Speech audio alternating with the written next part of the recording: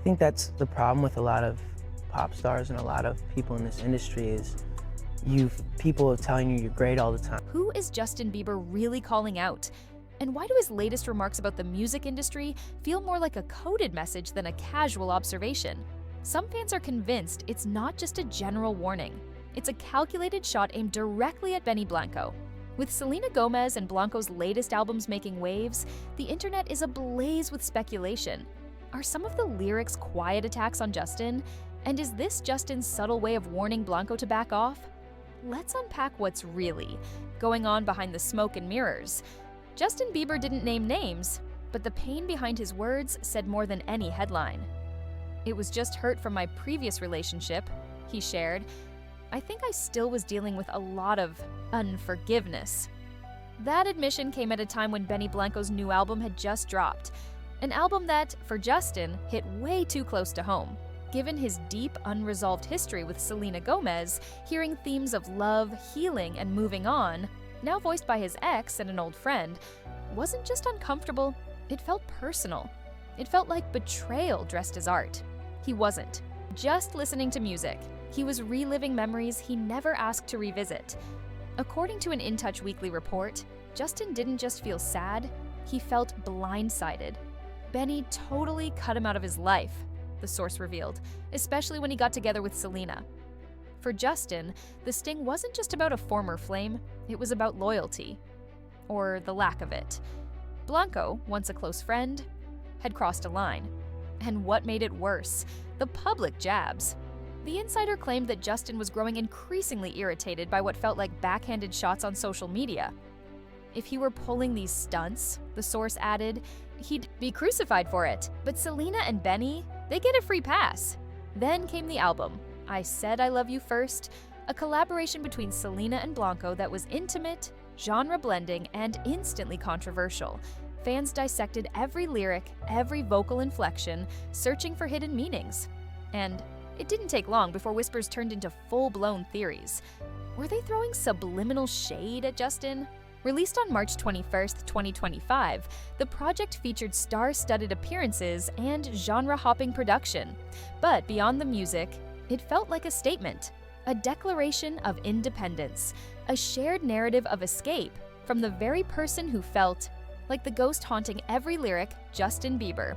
One track in particular, How Does It Feel to Be Forgotten, didn't pull punches. Selena's words cut deep. You're so embarrassing. Go cry when no one's watching. I can't imagine it. How does it feel to be forgotten? To the casual listener, maybe it's just emotional poetry. But for those following the Gomez-Bieber-Blanco saga, it sounded like a veiled dagger. And Justin? He heard every syllable. She went out and did things that hurt me, he said. And now, this album and this song felt like another open wound. In response, Justin didn't release a diss track. He posted, one after another. Vulnerable, sometimes cryptic messages began appearing on his feed. I got anger issues too, but I want to grow, he wrote, his head low in a hoodie, looking more lost than ever. He shared a childhood photo, then an image of shipping containers, then what appeared to be a photo of his son, Jack Blues. His emotions weren't subtle. Sometimes I hate myself, he admitted, when I feel myself becoming inauthentic, when I change to please people. These weren't just captions, they were confessions, and they painted a picture of a man unraveling under the weight of unresolved history. Earlier that week, he'd posted something even more raw. We have nothing to prove today, just the gift of life. Nothing is owed to us, and we don't owe anyone anything. These weren't words for fans. These were reminders to himself, reminders that maybe, just maybe, he could still reclaim peace, even if the world refused to let him forget. Justin's mental and physical health has been a growing concern for fans and close insiders alike. The emotional toll of the past, combined with the fresh sting of Selena's new artistic chapter, seemed to weigh heavily on him. And this wasn't just speculation.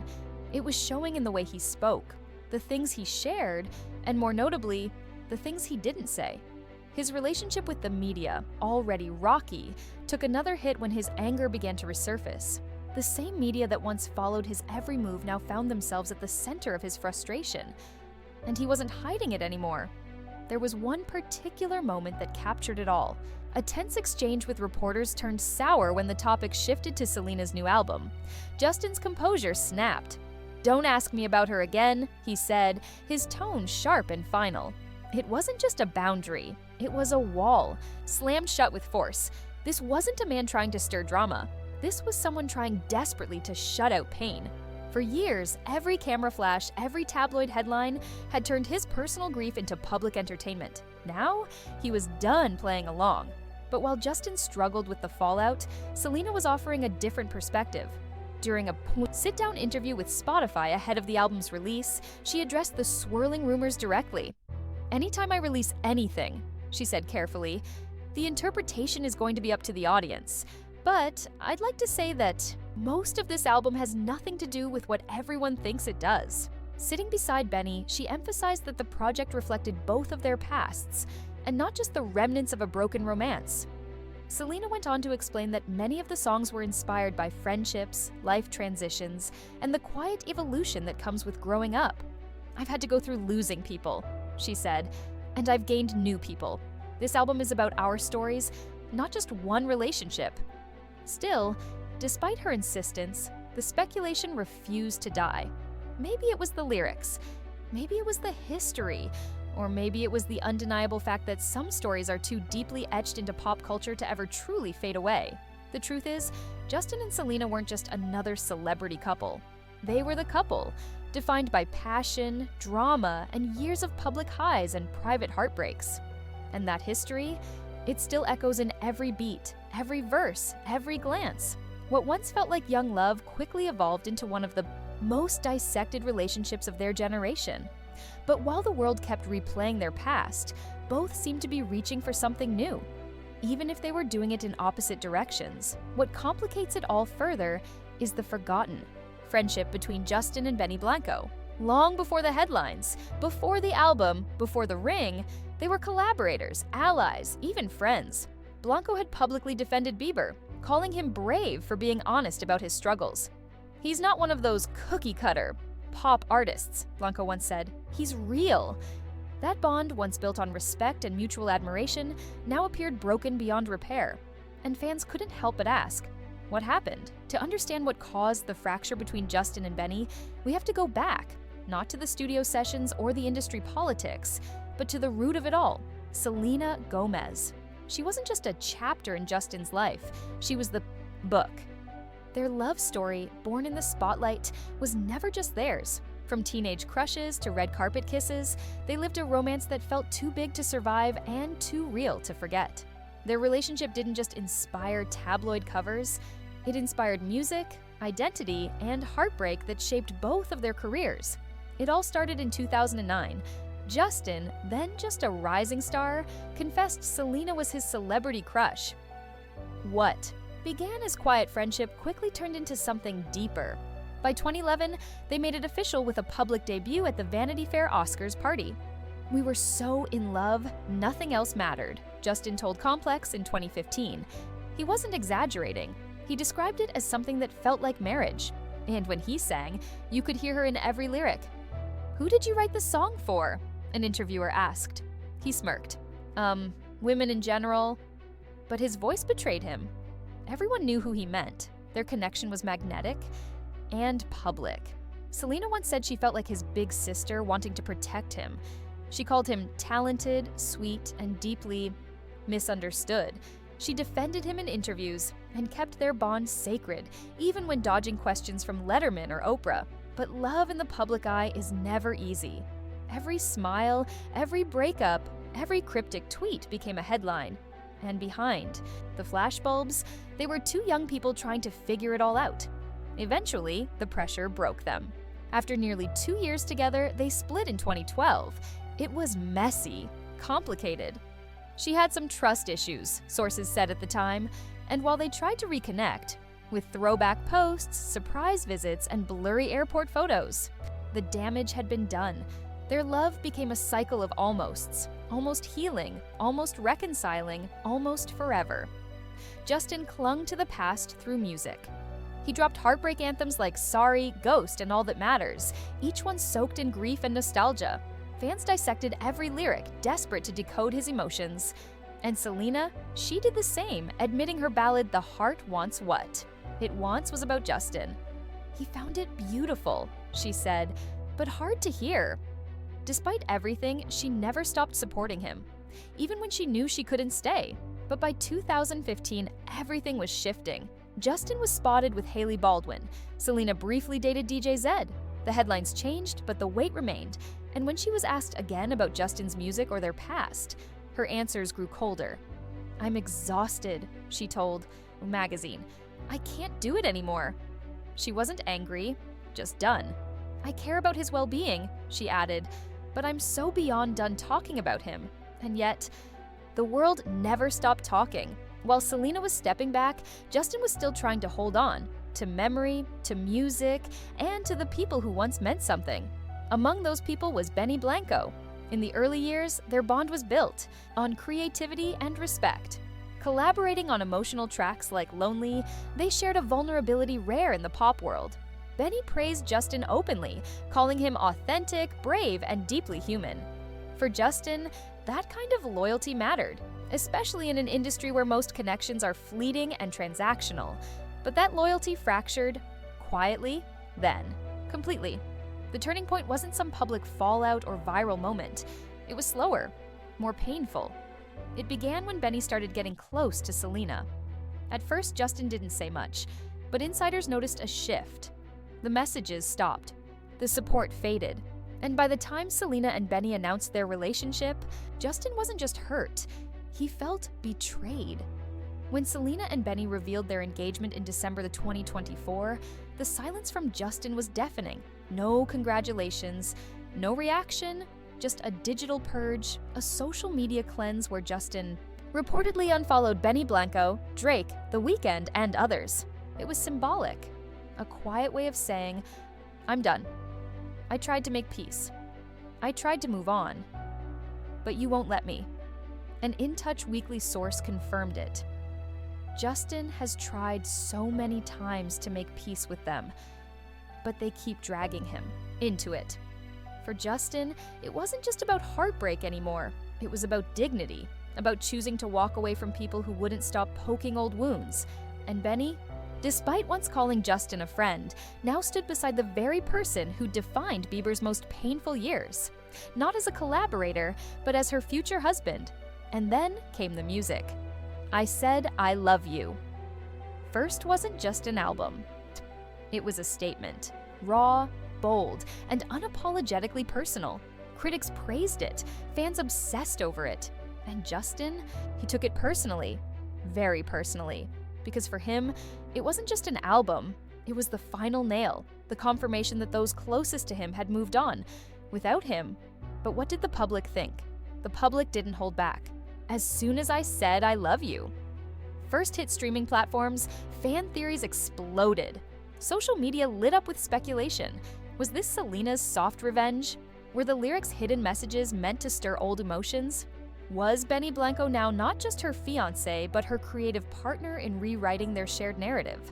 A narrative where Justin was no longer the hero, but the memory? Even Taylor Swift entered the conversation.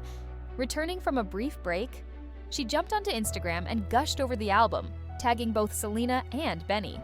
"I love this album so much." That public stamp of approval from one of pop's most powerful voices only amplified the buzz. If Taylor was co-signing it, then it had weight, real weight. Fans took her support as a signal. This wasn't just another Selena Gomez album. This was different, more direct, more revealing. Selena and Benny, now fully in sync both professionally and romantically, appeared on The Tonight Show to playfully share stories about each other. The segment was light, even funny, but to some viewers, it felt layered, as if the subtext of every smile was a message. We're happy. We've moved on. We don't need to explain anything. Benny's social media presence only added to the narrative. Cooking for Selena, making homemade cheesesteak hot pockets, cracking jokes, praising her constantly. He's the kind of guy everyone would like. One fan wrote in the comments, "I love him for her." The same fans who once begged for a Jelena reunion were now celebrating Benny as the better match. Softer, safer, more grounded. And Justin, he was being written out of his own legacy. During an interview shared by Billboard, Benny looked at Selena and said, "Your energy, your thought process, it's changed people. It's powerful." The sincerity in his voice couldn't be faked. It was clear. He wasn't just in love. He was proud. And Selena, sitting next to him, looked more grounded than she had in years, even during her appearance. On Jay Shetty's podcast, she peeled back the layers. "When Benny looks at me, I don't think he sees anything but who I am," she said.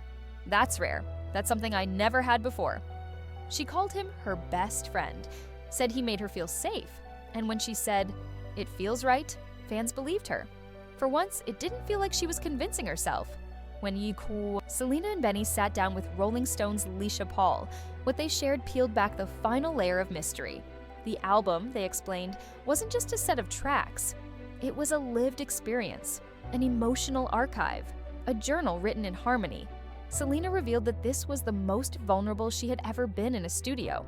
"I hadn't felt this excited about music in so long," she admitted. "I had to pull over the car because I was so happy." It was more than excitement. It was a release, a long-awaited exhale.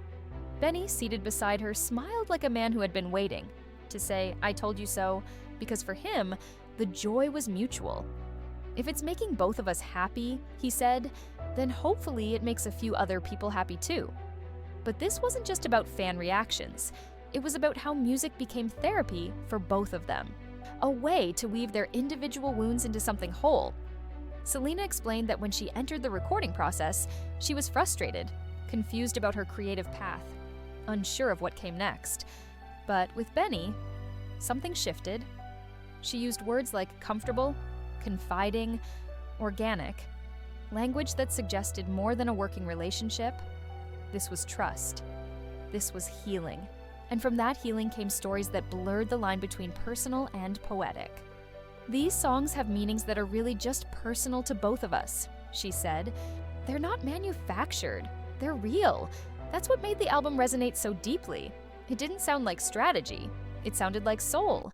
And that's why, even as Selena insisted the tracks weren't about Justin, the public struggled to let that theory go, because the album felt like it was addressing something unresolved, something that still lingered between her and the man she once said she'd always support.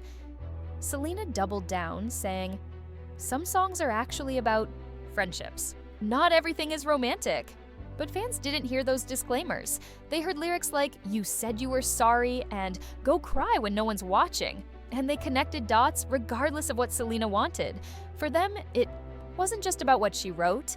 It was about what she finally seemed willing to say out loud. As fans dove deeper into "I Said I Love You First," the lyric dissection intensified. One of the most talked about tracks was "How Does It Feel to Be Forgotten?", a title that alone sent shockwaves across social media. Selena didn't name names, but the tone was unmistakable.